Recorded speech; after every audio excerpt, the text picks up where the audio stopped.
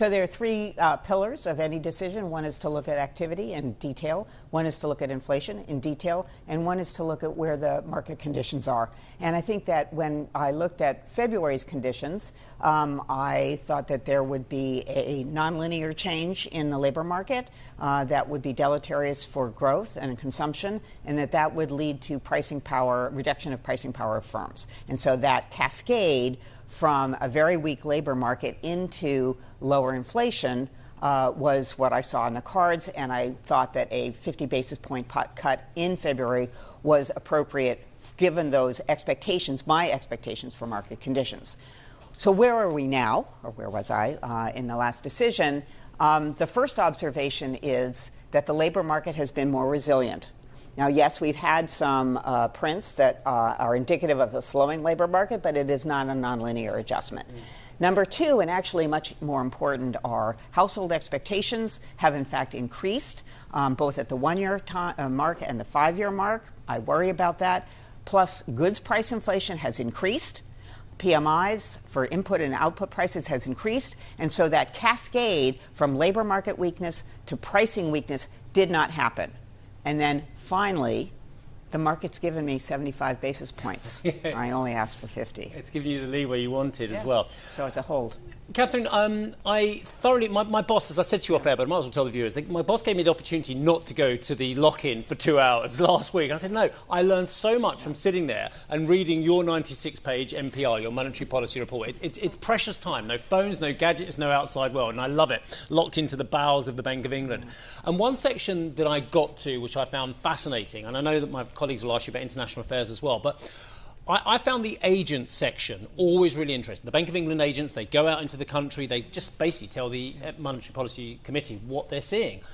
I read that the agents see a pretty gloomy picture out there, and I was wondering why that didn't influence your decision to go for 25. So we go with the agents. They go around and set up, but we also go around the country and not only talk to the business community, but also to citizens as part of the citizens panels. The agents have been painting a lack of a robust environment for a while, and that's an important signal. And in fact, we find that the agents have been a forward-looking signal. However, until we see something in the until I see something in the inflation data that is persistent.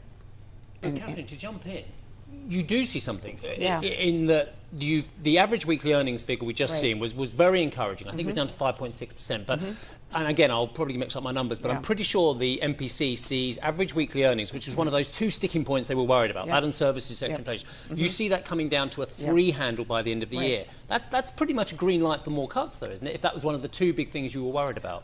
Well, we put out a variety of things that we look at in detail. I look at a lot more things than that. And I'd have to say that right now, the labor market is a forward-looking, indicator. We look at DMP, the forward-looking wages, forward-looking pricing from the decision-maker panel. I need to see the loss of pricing power. I need to see that firms are starting to be much more moderate in setting their prices across a broad range of products. And as I said, the data that I've seen, goods prices inflation is actually going up. Okay. Wow. Not down. That's a fascinating point, because front page of the FT today, the Chinese are taking issue with the US-UK trade agreement, worried that the Chinese are going to be squeezed out of the supply chain. And one would have to think if that happens, then the pricing power is going to erode somewhat, because the American prices can by no means be cheaper than the Chinese, right? So I think, there is, I will agree with my colleagues who believe, based on data, that there will be lower inflation on goods prices in the global economy. There will be some trade diversion that will lead to moderation of import prices in the UK. But there's a lot of margin between the dock and the shelf. And there are a lot of players in there who have had squeezed margins for an extended period of time. and they will look for an opportunity to rebuild those margins.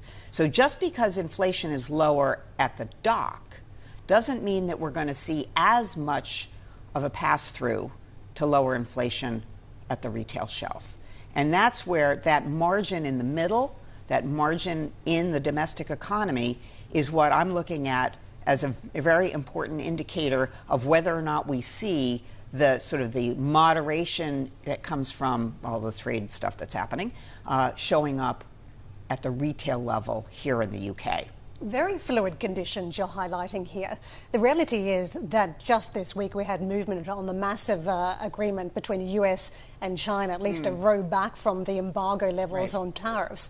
The decision you had to make, of course, somewhat preemptive before there was more progress on this discussion. Right. Did it make any difference? I know you were cautious anyway as you were sitting at that neutral handle, but were you a little bit surprised that the decision had come through so quickly to row back at least, and would it have made any difference if the news flow had been slated a bit earlier than the decision? So there's a lot of news, but there's not a lot of detail. And ultimately, how firms react to news is to sort of hold things stable, as opposed to start to cut price right away or to move their supply chains. Or, I think we've read things like who's putting things on the boats versus not putting things on the boats. So it takes a while for news to translate into actual policy and actual numbers. And only at that point can firms really be reactive in a consistent way. We might see some little blips, as I say, boats did arrive or they didn't arrive, with things on them or things not on them. But ultimately, that may lead to some volatility in inflation, volatility in prices. But we have to look at something that is more consistent, more trend, in order to evaluate the stance for monetary policy.